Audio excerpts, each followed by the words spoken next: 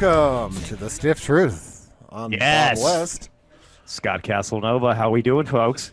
Let me ask you, let's just start off with something like this. How much of She Comes Around is just enough for the intro? I was kind of thinking that. When do we cut it, or are we cutting it too soon? Because I want to make sure we're doing that masterpiece of a song justice. Well, so the thing is it doesn't really start getting good until about a minute in, and that's a little long for an intro. So sometimes we just got to make sacrifices for art, Bob.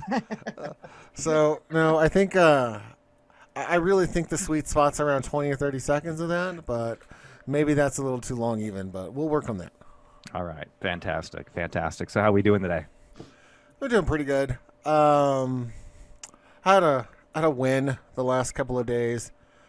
So for all of you that don't know, I'm obviously a father of a toddler, and she's been reluctant to sleep in her room that is like really nice as far as like rooms go. I mean, it looks like a princess puked all over everything in there.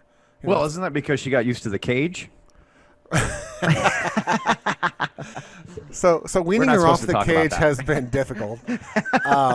But we have a toddler bed up in our room that she's been, that she sleeps in. So whatever. Sure. But it really wreaks havoc on personal time, if you know what I'm saying. Oh, okay. So right. So when I get up, go ahead. No more Tears of Joy tissues or multiplayer fun time. Yes. Yeah.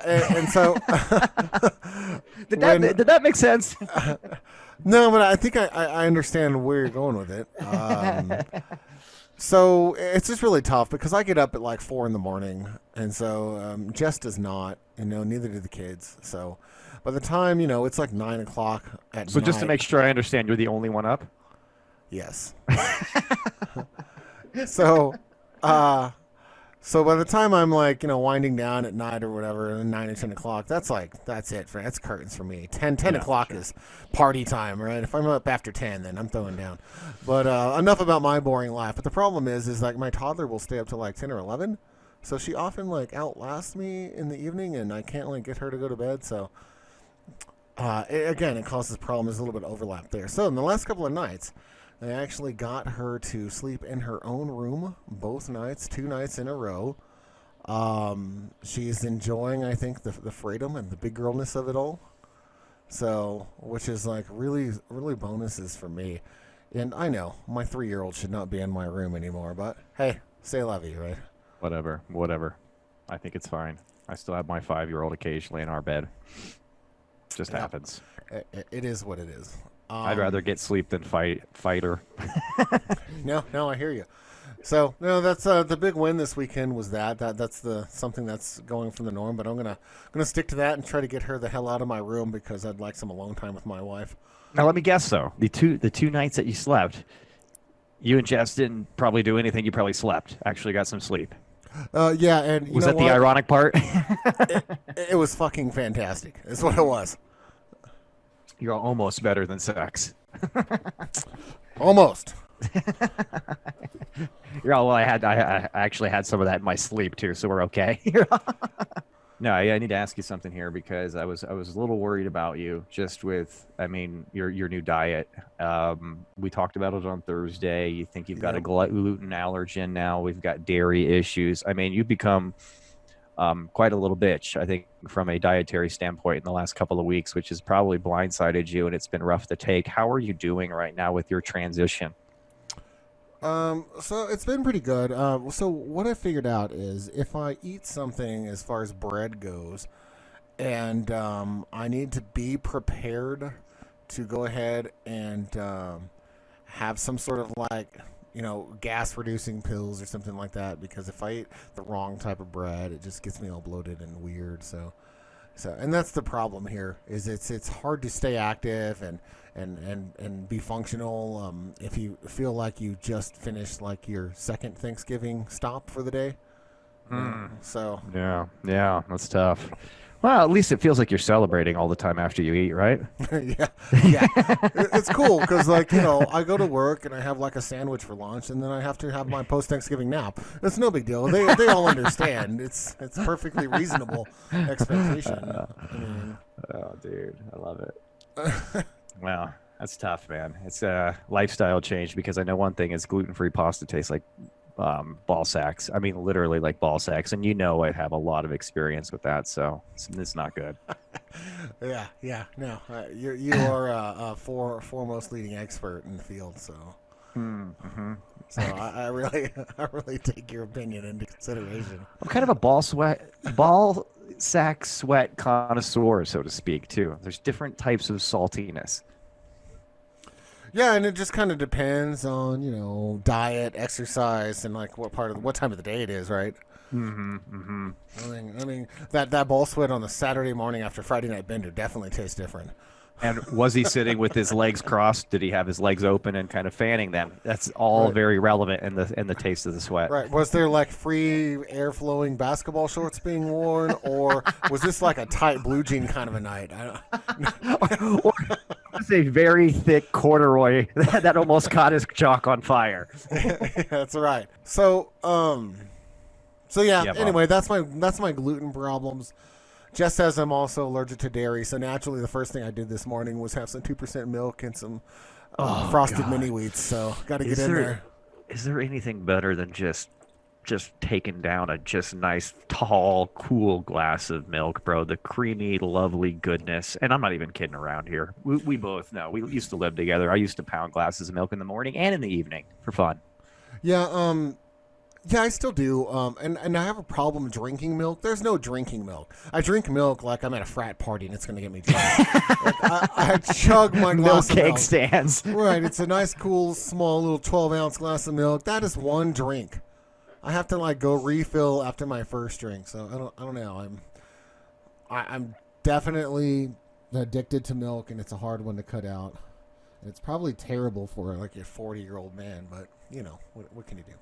That's all right. We love milk. From No. our generation, it does a body good. There was billions of dollars on advertising by the milk industry spent on that in the 80s and early 90s. So And that shit worked. I'm holding to it. Obviously, look, I drank so much milk, I grew to be 5'9".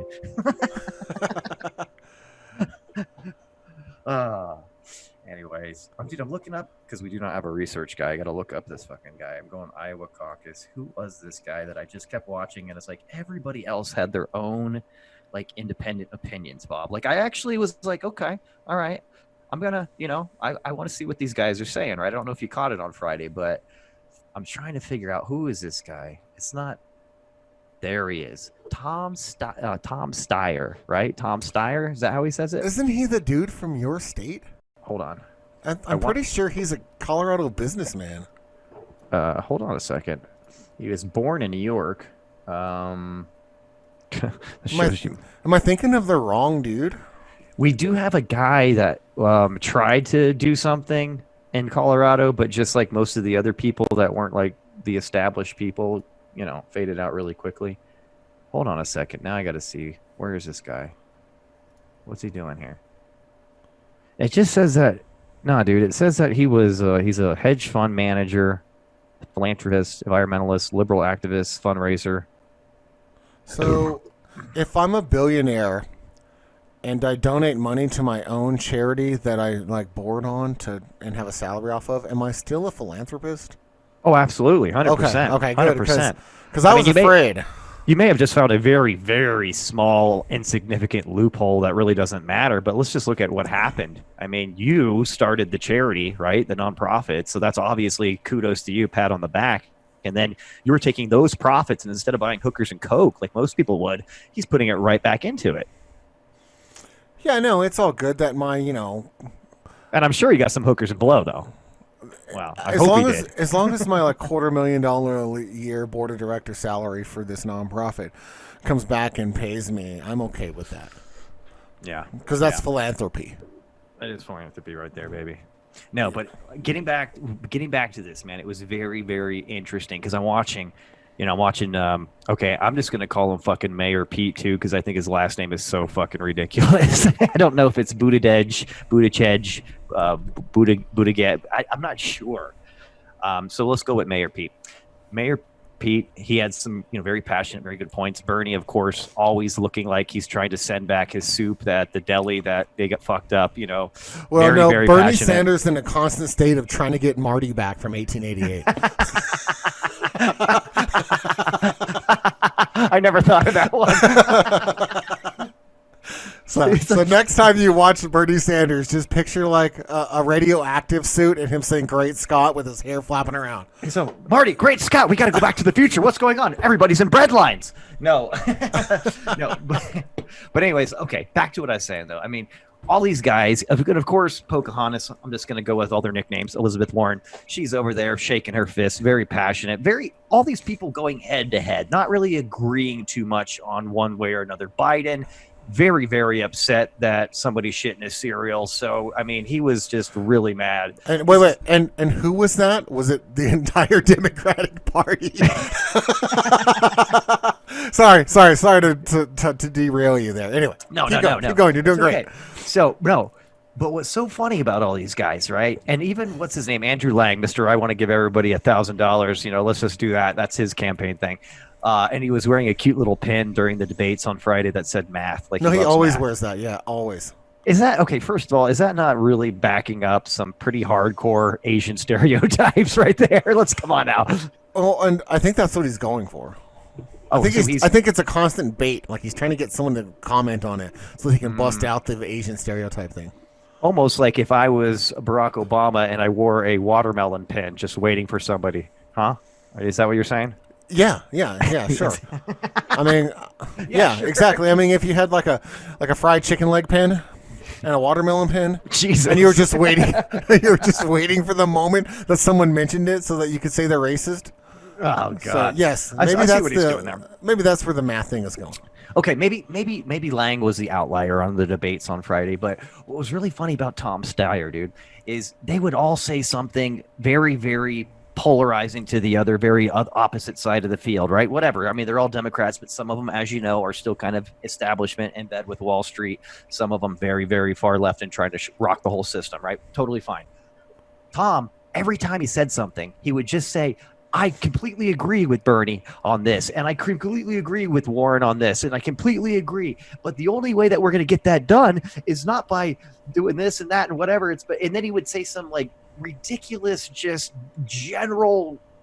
You can't even point like a direction or finger at what the hell he's saying or how he's going to actually accomplish it, but just very generic rhetoric about the party coming together and they need to focus on beating Trump. And the only way we can do that is if we work together.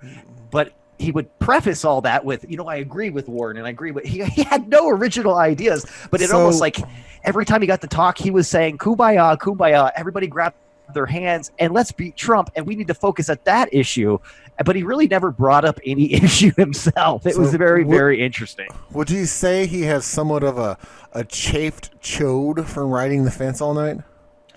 Oh, dude. I mean, he literally was like straddling that thing. And I mean, I hope he was wearing some kind of protection because you're absolutely right. It was rough to watch. It was somebody so indecisive. And I don't even know quite when I watched it. I was kind of thinking to myself, laughing, just thinking logically, this is a very successful businessman. Obviously, he's a fucking billionaire. All this kind of shit. Yeah, that's right. And he can't even understand what he's doing on stage right now. He cannot understand how fucking stupid he looks, and that's why he's tanking and not even ranked in like really any of these polls right now.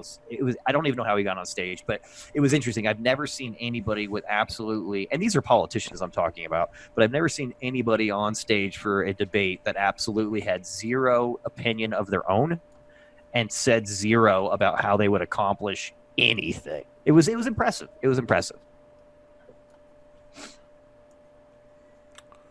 Well, I was just sorry. I need a new mouse. I don't know. This fucking mouse. It's like and Bob's big takeaway is he needs a new mouse. the clicker, like when I try to do anything, it just like doesn't click and starts like acting weird. Whatever. So I'm having some technical issues over here. But I didn't catch the debate last night because I really just don't care personally until it gets a That's little bit okay. closer to a primary that I can vote on. Will I actually start looking at these guys? I already know pretty much where their platforms are. Those that have a platform. That's what I'm saying. So I mean, we already know that there's basically like 4 people with the platform. Yeah. And that's the big 4, and that's pretty much who the primary is going to get voted on. And I do get to vote in that primary. Wink, wink.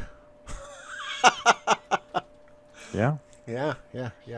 But I don't know for how long, because I've been thinking about actually just going independent and not being registered. But then I don't have a say either way in either party's primary, which makes me nervous.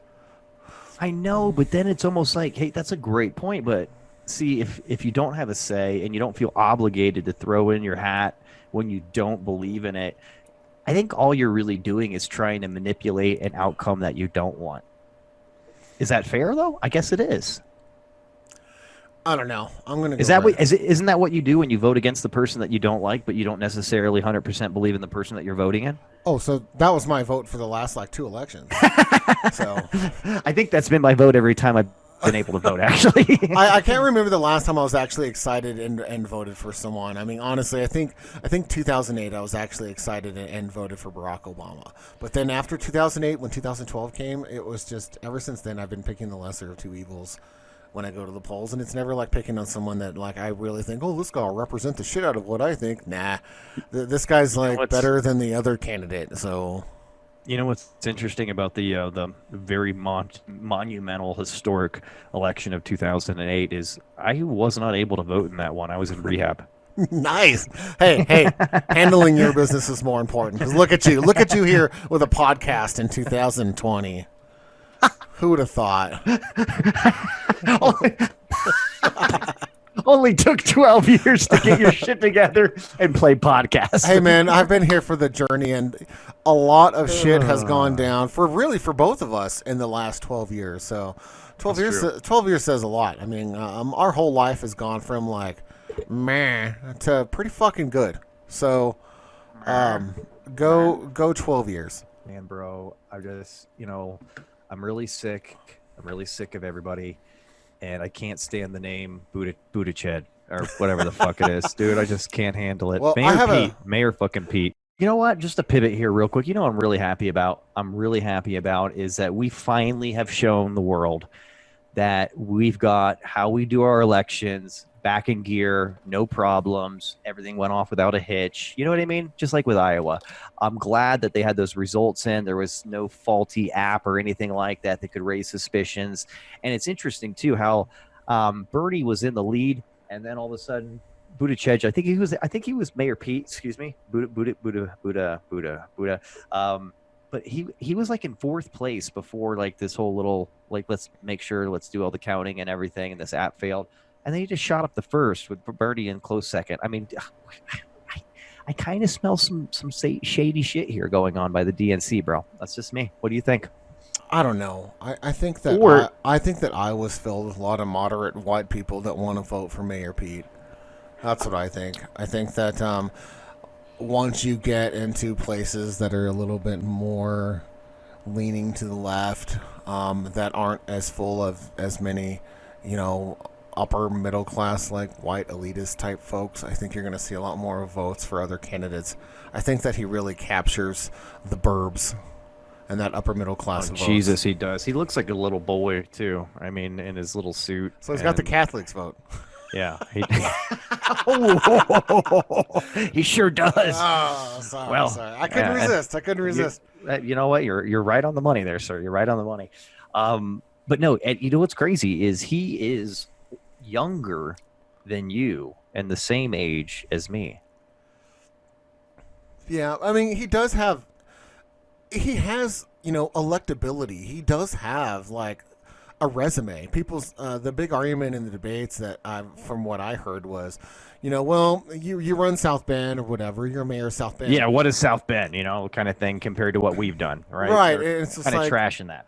Yeah, exactly. But the thing is that he's also a serviceman with a great academic career, a great service history. So as far as I can tell, like he's succeeded at everything he's endeavored. So I think that's just like meaningless mudslingers for people that won't actually consider a person's history. Because, I mean, I don't. An impressive person is an impressive person. And as far as like the things that he's achieved in his life, he's been an impressive person. I mean, when I hire someone, I don't hire them on The size of their tits. definitely not. But I don't hire them on, where they were last or their previous job. What I do is I talk to them. I look at the history of their career, their academics, what kind of grades did they get, what kind of character they have, what kind of work ethic do they have, and I hire them always based on their ceiling. I hire someone based on their potential more than I hire someone based on really necessarily what they've done, because not everyone's always had the opportunity to marry potential and opportunity at the same time. And plus, what you've done is not necessarily always going to be on your resume already. It's still to be done. You know what I mean? So, like you're saying, like it's like, oh well, this guy doesn't have the, it was like whatever. I mean, if you see the potential in it, that's what you're looking for. I get it. All right. So, a couple of people have been acquitted now that I think have always been innocent. One, Donald J. Trump and O.J. Simpson.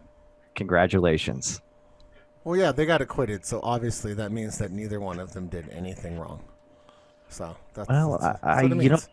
I'm going to talk to you about this real quick here, though. Watching everything, the State of the Union, I honestly think that again, we're getting the it's not fair. I'm going to go cry and rip up Trump's speech from Pelosi. Very low class, if you ask me. I mean, could she just have sat there and just with a shit look on her face and just sat there the whole time like all the other Democrats? Or what was going on there? Or really all the other speakers of the House of a minority party. Really? Like anybody holding that title and that stature should act like a grown-up and not a 5-year-old. Yeah, it was the same thing that, like, in other words, if you remember, I think it was Jim Boehner was the Speaker of the House, and the Republicans had the House under Obama. And, man, he sat there and respectfully took it, even though, like, he wanted to make faces, but he had the cognizance to know that the camera was facing him the whole fucking time. So you have to be a statue and be a professional there for a few minutes, and then you can go, like, express your displeasure with everything later. But, yeah, I get you. She, I don't know. I don't think that it was a good move on her part particularly. I think she should have handled that much better, being the person that's trying to represent the other half of, the Congress. But it is what it is. Their contentious relationship overflows out in the public, and just like he wouldn't shake her hand, she wouldn't say, it's my pleasure and distinguished honor Jesus or whatever Christ. to introduce the president. Like they walk out of each other's meetings. They're like little fucking kids. They are. Seriously. They really are. I mean, Jesus, it's so hard for us to argue about this, which is hard for me. I'm trying to find where we have a division point here. Well, so I mean, we know that Trump has a short temper, and he doesn't really give a shit if he gets caught acting immature. No, right? because it hasn't ever backfired on him to where he's actually faced any repercussions. So why should he? Well, he's also a celebrity and a pseudo successful businessman, I guess. His net worth is the same as it was with the money he got from his dad. After inflation, it hasn't really changed. Let's just back it up, though.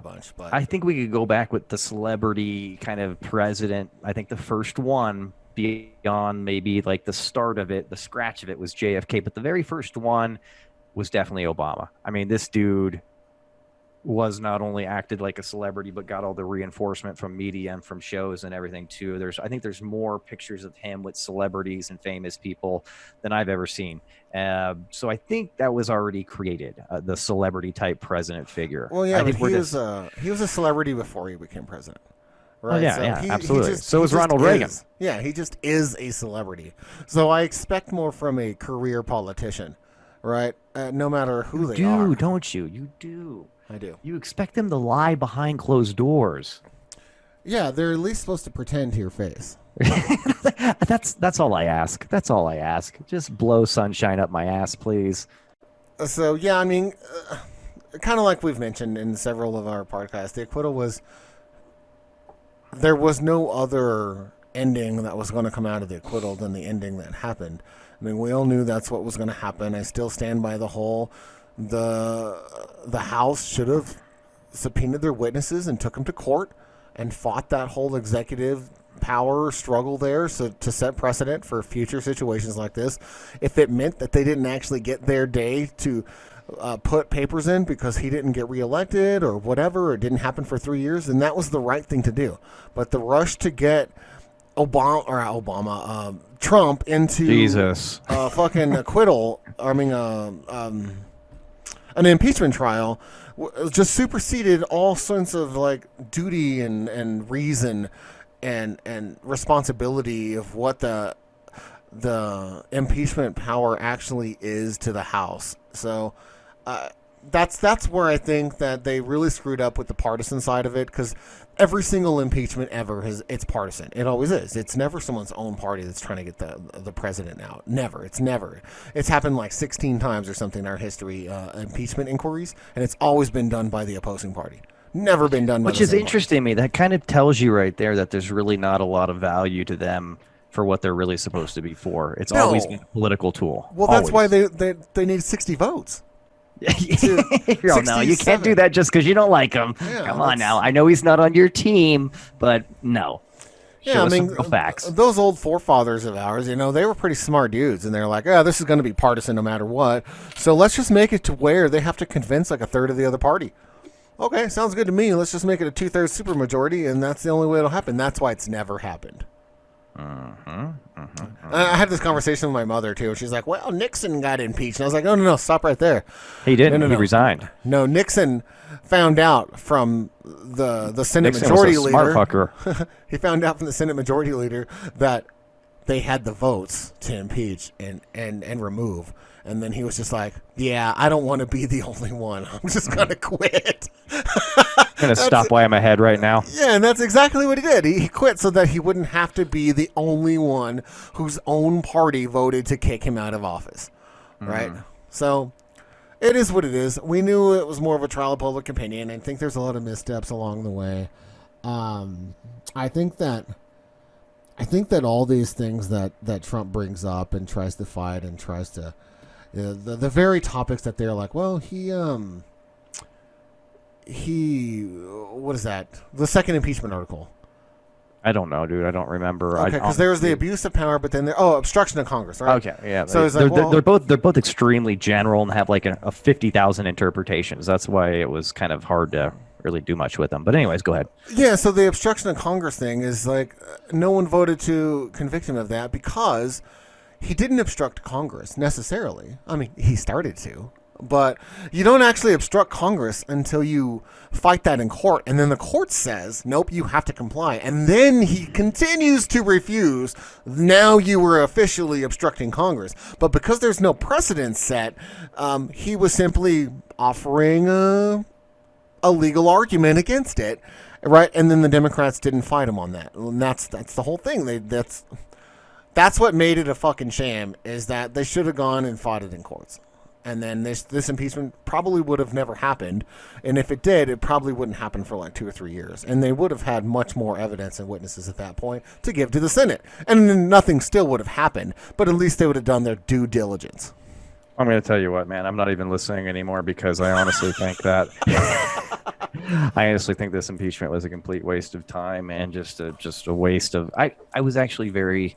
sick of the news for like a couple weeks, especially a couple news outlets. I think MSNBC had like this fucking, it looked like Armageddon, like when you went to on the TV guide or whatever, when you're scrolling through the channels.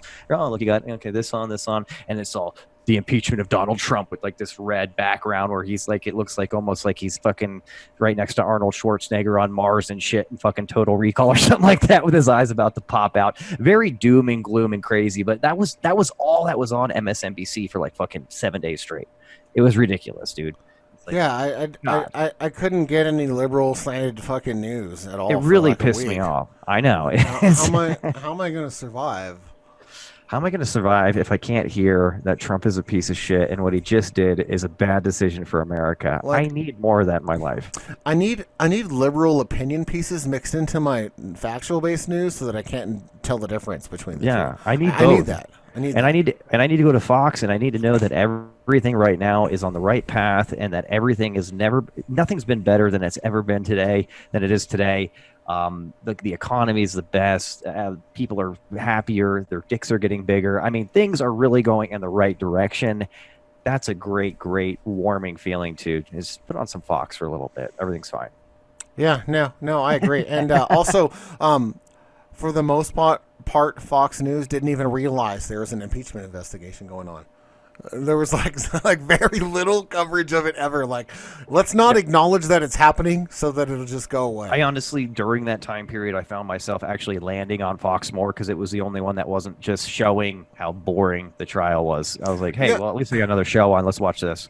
Like, isn't that shit for C-SPAN? Like, where the fuck is C-SPAN? I thought, Seriously, like people that actually want to watch shit on the Senate floor and the House of Representatives, that was always C-SPAN. I mean, is C-SPAN even a channel anymore? I don't think it exists anymore. Let me look this up. I gotta look C-SPAN, this hit us up. We need to know. I gotta hit And you if up. it's not on my cable package, so give it to me for free. C-SPAN impeachment, C-SPAN. Does it still Television network. exist? Is an American paid television network that was created in 1975. Oh, it's because we're cord cutters, isn't it? Oh, Ooh. we don't get to watch Mitch McConnell because we cut our cords to our cable. We take a quick recess. Like, Jesus Christ, Mitch. Pull that dick out of your mouth for a minute. What'd you say? So What's that? I'm going to pivot a little bit. Speaking of the Senate, P of it. in New Mexico, recreational marijuana relevance. just passed Relevance. a Senate panel last week. So by a Does that vote mean of, anything? that means it's going to the floor to be voted on, where the governor has already said that it will be signed into law. And she said from their task force or whatever, they said it should provide about 11,000 jobs, which is a lot in a state of only 2 million people. Right? So 11,000 jobs is probably 1 or 2 points of the workforce here as far as unemployment goes. So that'd be pretty cool. But, so you may not know, but we are a fucking blue state right now. There's a blue Senate. Oh shit. There's a blue House and a blue governor. So they're going to That's take weird. that. They're going to take that opportunity to get some weed up in here. Well, say what you will. I mean, I'm sure they're looking at their neighboring states to the north, especially, and saying we would like some of that money too. There's a lot of money coming in. I'm right now. really tired of all of Farmington going to Durango and getting tax money to Colorado.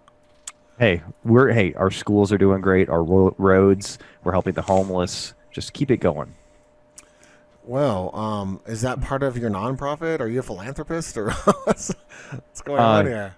Yeah, I guess I am because I do pay the tax. I guess I am. I try to give wherever I can. I give as long to as I'm getting high. our infrastructure in schools because I smoke weed.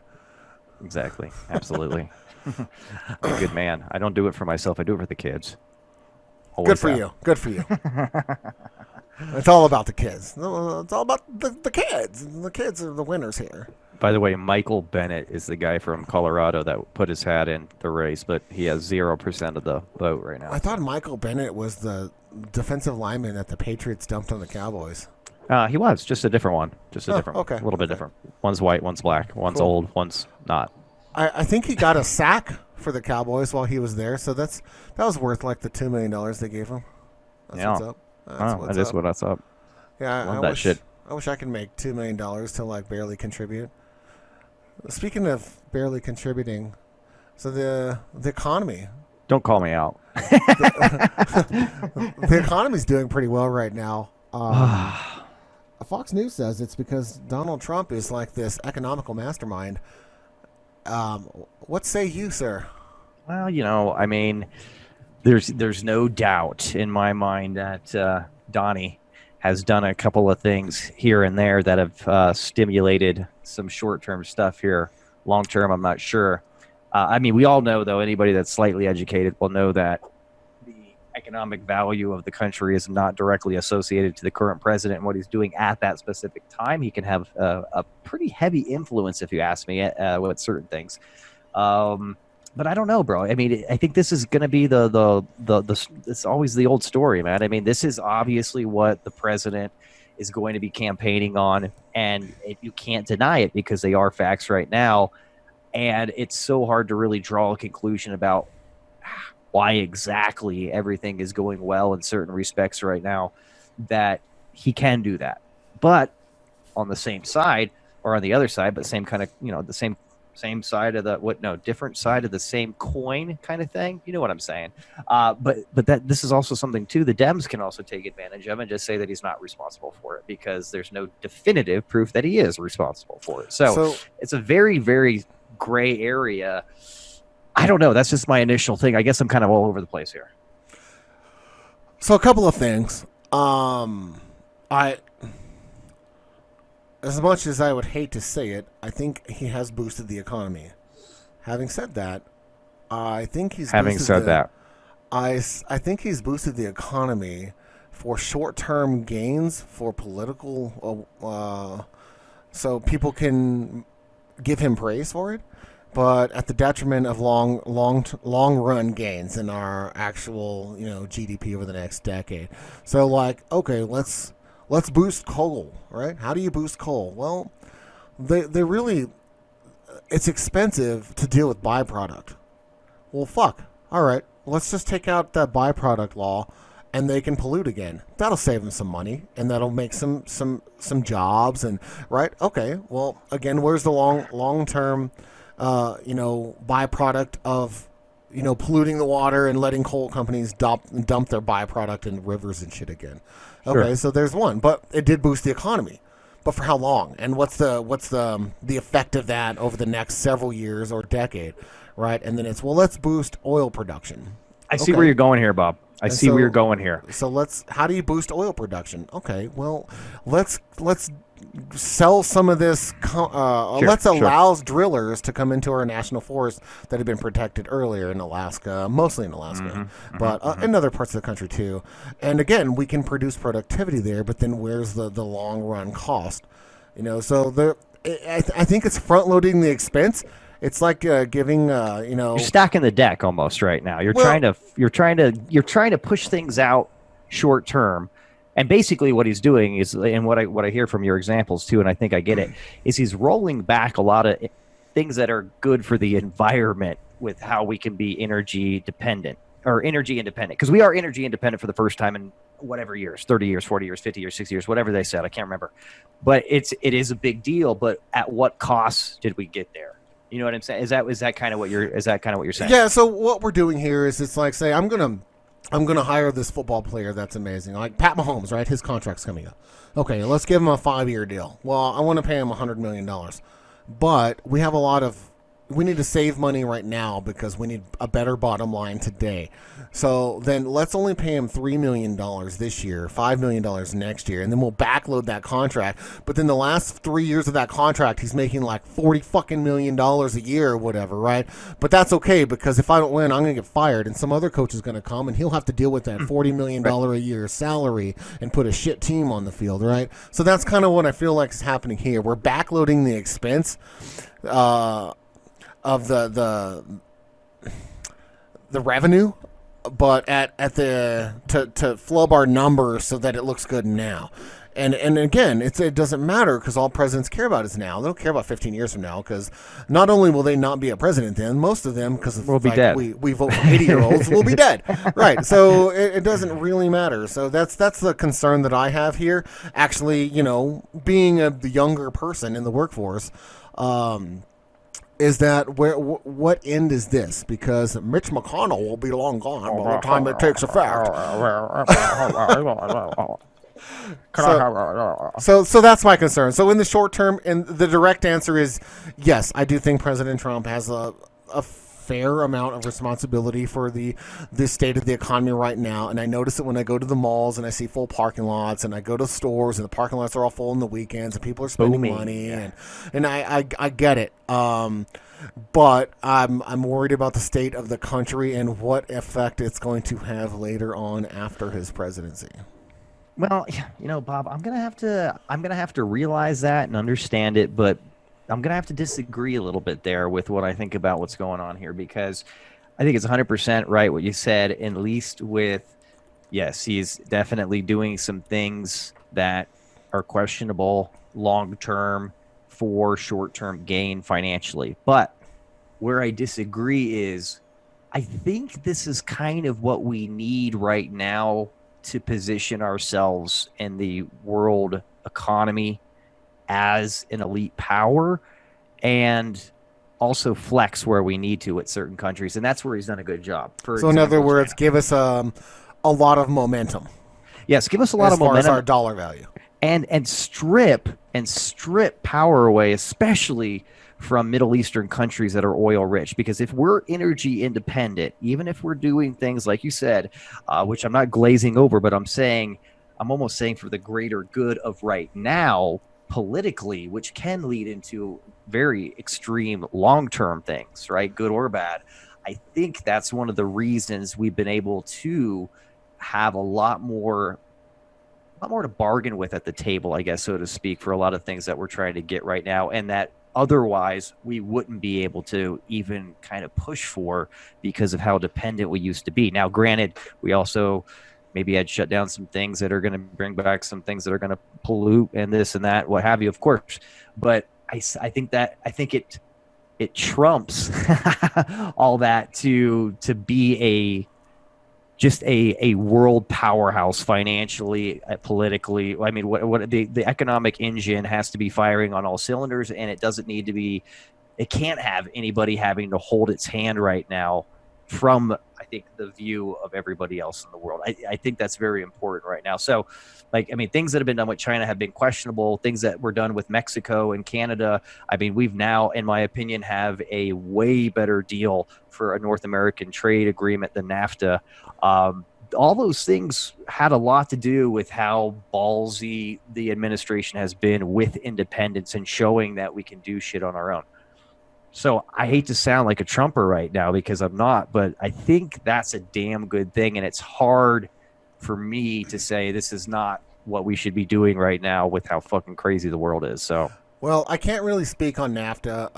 I know it was drafted in '79, and so probably no matter what, probably need to be revisited, no matter what. But I haven't read the details of the new one versus the old one, so I can't really say if it's better or worse.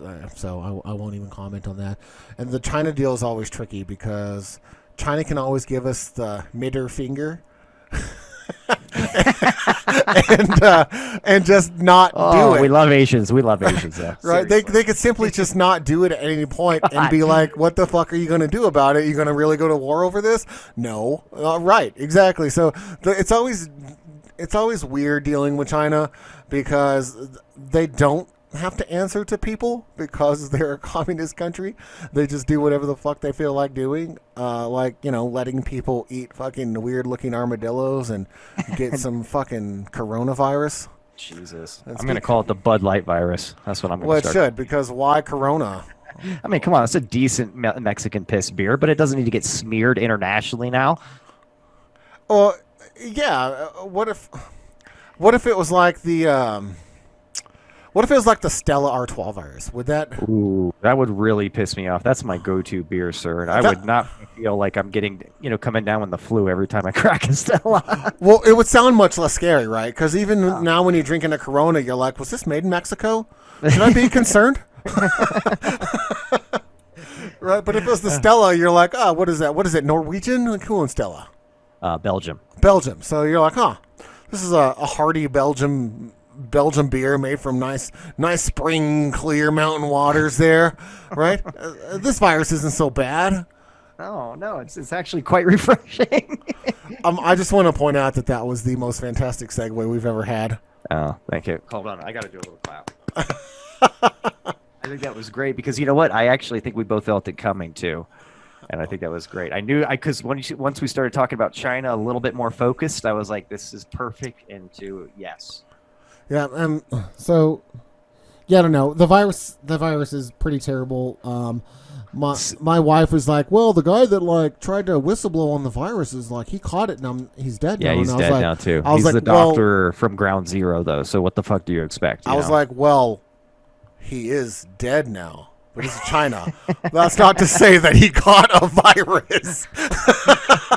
Yes, they said that he caught it, but they also have state-controlled media, so who knows what actually happened there. I think they mentioned that he was perfectly healthy too, which is interesting. Yeah, he's perfectly healthy, got the virus, and died within seconds.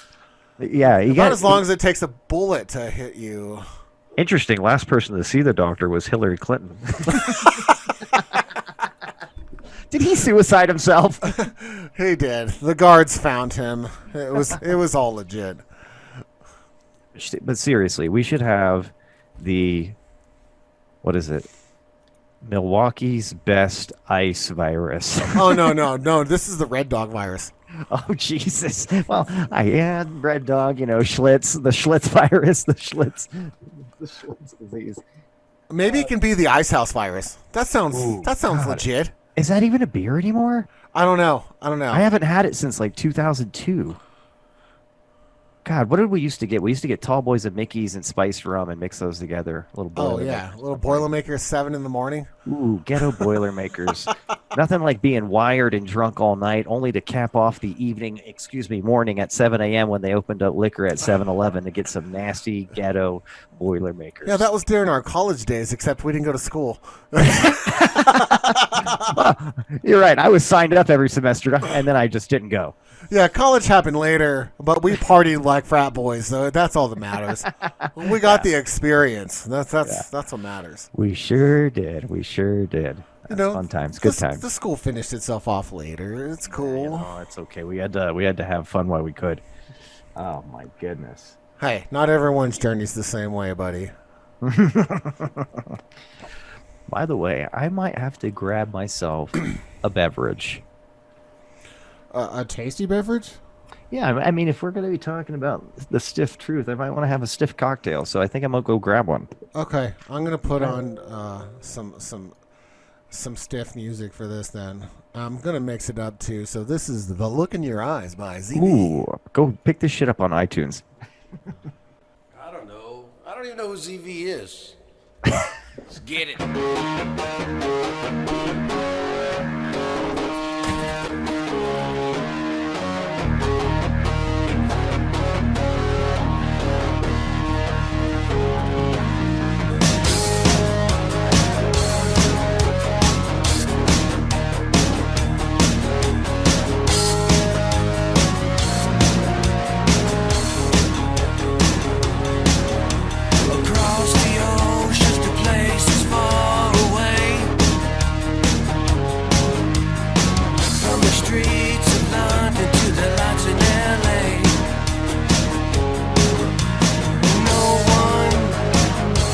Stop me now. You're not alone, you're not alone. Take my hand, I can show you how. 'Cause I can tell by the look in your eyes, you're digging me. It comes as now, it's no surprise. Just look at me. Some will rise and some will fall. I see the writing on the wall. Red light, green light, rock and roll. I kinda like it when she takes control. Okay. Jesus Christ, Bob! I have to ask, do you have to go down like 8 flights of stairs? Where do you go? I'm always back a lot sooner. No, so I had to go make myself a drink. Uh-huh. And which this stiff drink today is a Jack and Diet Dr. Pepper. Ooh, yeah, that's a good one. Now that's a classic too. If you think about it, it's one you can make as an amateur and enjoy as a connoisseur if you use the right mixture and the right bourbon. What did you use? Jack Jack straight Daniels. up? Yep. Fantastic. Might as well go with an OG. Good work, sir. Yeah, so I got a double Jack and Diet Dr Pepper here. Ooh, that's a nice way to start off your Sunday afternoon. Yeah, I think so too. So yeah, we got a little taste of the ZV going on there, so that's good. Yeah. And what are you having, sir? You know, I was gonna have a scotch, basically like a scotch and water kind of drink, a little watered down. But I decided because they're cold to go with another Truly. These hard seltzers are actually quite fantastic. It's basically like having like a vodka seltzer, just flavored. It's pretty nice. And I also get it too because, believe it or not, I am attempting to get back a flat stomach. Believe it or not, and I know it's pretty exciting stuff, but it's not happening. So I'm still, giving more effort. And I think these are going to help me rather than drinking beers because I tend to drink a lot of beers when I drink beers. And if I drink a lot of hard liquor, I tend to drink it like I drink beers. So I tend to stick to beer unless I'm having drinks, if that makes sense, like mixed drinks, because it kind of keeps me regulated a little easier. Is that too alcoholic-y for you? No, I don't even drink beers. I go right for the booze. Yeah. You see beers what I'm are saying. just way too hard on the body anymore. It's really tough to consistently drink a lot of beer. And honestly, there's just a lot of calories that just don't do me any good anymore in those, and the carbs too. So No, it sounds like I'm not the only one that's going to be giving up bread here. Oh, no. Don't get me wrong, bro. I am always going to do bread. I don't have a problem with it. But dairy, on the other hand, I was thinking about just easing up altogether. I don't know about giving it up, but just shying away from it. Stop having cheese on everything. I mean, I fucking love cheese, but, sometimes, too, it also gives me some nasty shits and some bad gut feelings. And I know it's the cheese. God damn it. Everything wonderful is terrible for you. That's just how it goes. I know. Fucking sucks, bro. I mean, Jesus. Who would think, too? I mean, it's like, masturbation feels so good, but if you do it 10 times a day, it hurts really bad by like the 7th or 8th time, But you got to power through. It's 43 degrees in Rio Rancho today, and it's 1:15 in the p.m. That's awesome. Crazy because it's 27 degrees right now, snowing. But it's going to lighten up a little bit, but still have a really, really dark and cold night, about 10 degrees here in Denver, if anybody cares.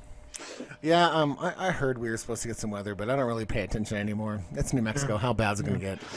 Honestly, it's nothing. We got slammed, though. Oh. And we say a lot of things about a lot of different subjects. We sound like we know a lot about them, but we're not experts. But it sounds good, and that's what's important. No, we're almost experts.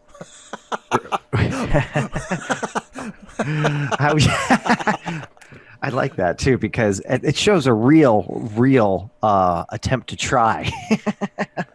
Yes, we're almost knowledgeable enough to talk about these topics. Almost. We've almost dedicated enough time of researching stuff to kind of understand what's going on with a lot of different subjects on a very, very superficial surface level.